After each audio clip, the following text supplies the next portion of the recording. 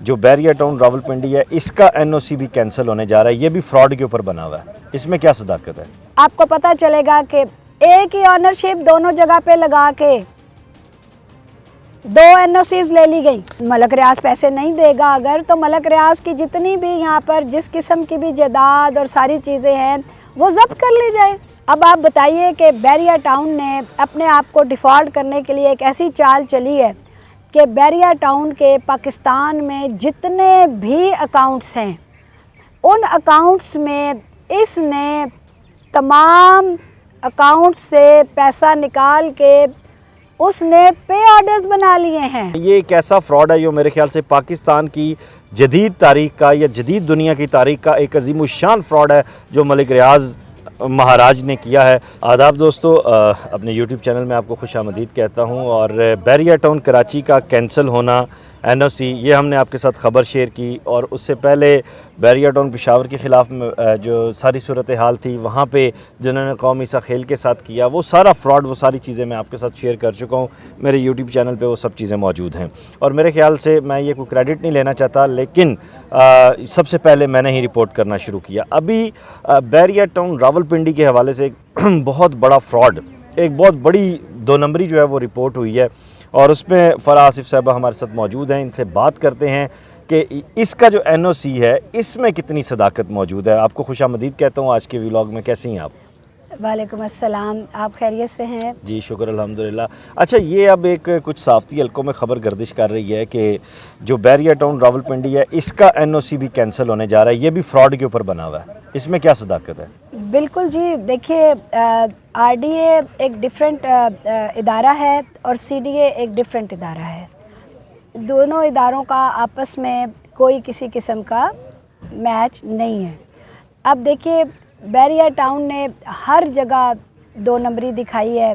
अब इससे अंदाज़ा लगाइए कि आरडीए के महकमे में जो एनओसी लेने के लिए बैरिया टाउन ने जितनी भी डॉक्यूमेंटेशन की और ऑनरशिप जाहिर की अपनी, वही डॉक्यूमेंटेशन, वही ऑनरशिप जो है वो सीडीए के जब एनओसी इनक्लेव के लिए ली गई तो वही डॉक्यूमेंटेशन, वही फाइल उठा के एज इट इज़ सीडीए के डॉक्यूमेंट्स लगा के और वहाँ की एनओसी भी ले ली। अच्छा, इतना बड़ा फ्रॉड किसी ने चेक ही नहीं किया?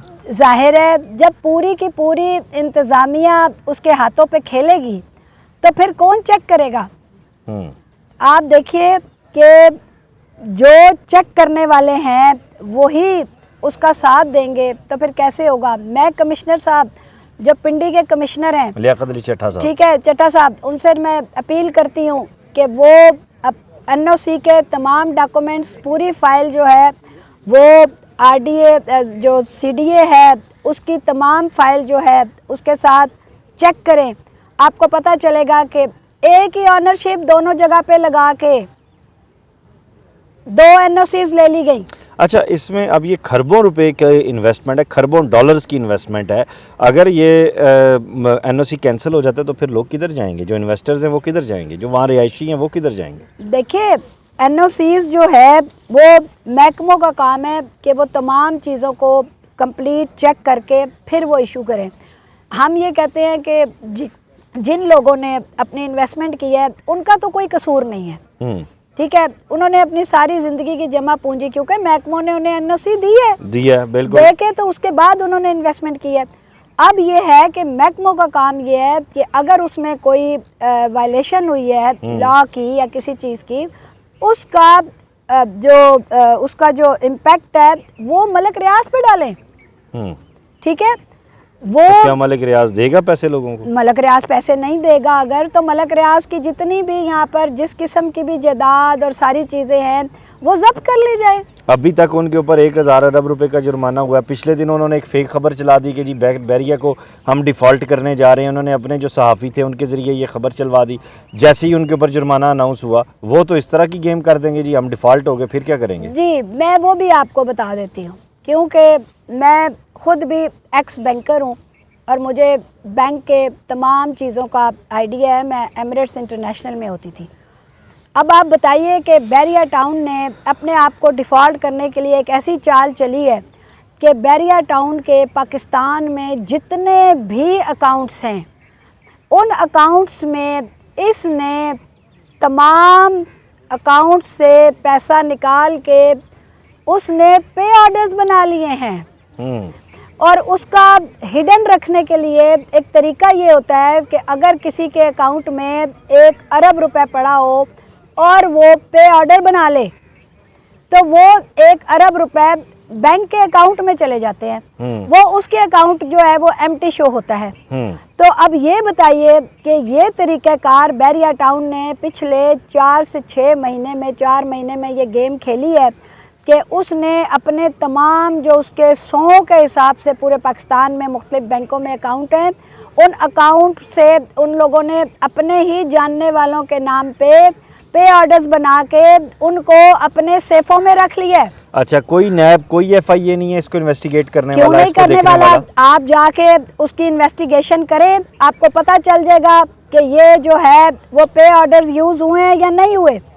मैं अगर अपने अकाउंट में से पे ऑर्डर बना के उस पे ऑर्डर को किसी चाचे मामे मेरे जो जानने वाले हैं उसके नाम पे बना के मैं अपने उसमें रख लूँ, अपने जो भी हमारा लॉकर है, तो उसमें मैं तो एम्प्टी फील करूँगी जी। मेरे अकाउंट में तो 10 रुपये नहीं है, लेकिन मेरे पास जो पे ऑर्डर की शक्ल में खरबों रुपए पड़ा होगा। तो ये तरीक़ेकार बैरिया के इस लोगों ने ऐसे तो फिर ये अदालत तो सबूत मांगती है। अदालत में जब इनके अकाउंट खाली शो होंगे तो फिर क्या होगा? क्यों? जो लास्ट इनका अकाउंट का पे ऑर्डर पे ऑर्डर जो लास्ट में बने हैं वो नजर नहीं आएंगे किसके नाम पे बने हैं। वो पे ऑर्डर क्या यूज हुए हैं? ये वो एज इट इज पड़े हुए हैं। तो इनको चेक करने की एप्लीकेशन कौन देगा? मुद्दई कौन बनेगा? देखिए, ये तो गवर्नमेंट है ना। गवर्नमेंट जो है वो सब कुछ कर सकती है। गवर्नमेंट का काम है कि वो ये चीज़ें पकड़े। हमने रास्ता बताया है कि ये 2 नंबरियों का रास्ते हैं इनके, उस रास्तों को रोका जाए। आज के इस व्लॉग में बहुत सारे तहलका खेज़ इंकशाफात सामने आए हैं, जिसमें जो फेक डिक्लेरेशन थी, मैंने उस वक्त भी व्लॉग में कहा था कि ये बिल्कुल फेक है, असल कहानी कुछ और निकलेगी। लें जी, अब डिफ़ॉल्ट होने की असल कहानी भी सामने आ गई है। अब ये चीफ़ जस्टिस काजी फ़ायज़ ईसा साहब के ऊपर मुनहसर है कि वो इस सारे मामले को कैसे देखते हैं और इसकी कैसी तहकीकात कराते हैं। ये एक ऐसा फ्रॉड है जो मेरे ख्याल से पाकिस्तान की जदीद तारीख़ का या जदीद दुनिया की तारीख़ का एक अज़ीमुश्शान फ्रॉड है जो मलिक रियाज़ महाराज ने किया है। तो बहरहाल बतौर पाकिस्तानी, एक मुहिब वतन पाकिस्तानी होने के नाते हमारा काम है हम हक़ाइक़ सामने लाएं। इस वीडियो लिंक को ज़्यादा से ज़्यादा शेयर कीजिएगा। आपका बहुत शुक्रिया। अपनी दुआओं में याद रखिएगा। खुदा हाफ़िज़।